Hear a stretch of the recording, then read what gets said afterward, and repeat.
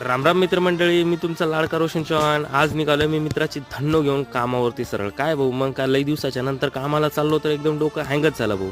म्हटलं कितीतरी लांब आहे. आपलं गावाकडचं वातावरण म्हणजे काय, रस्त्यानं शेळ्या कुत्रे बैलगाडी एकदम टॉपचाच विषय भाऊ. गावाकडची माणसं रानटी माणसं आपण. मग का बघता बघता हातातून डबा सटतला मोबाईल काढताना मग काय डब्याचं तर डायरेक्ट गेमच झाला भाऊ. मग काय पोचलो लोणारमध्ये. मग एकच विचार होता मनामध्ये की घरवाले घरी गेलो की फोडतातच भाऊ.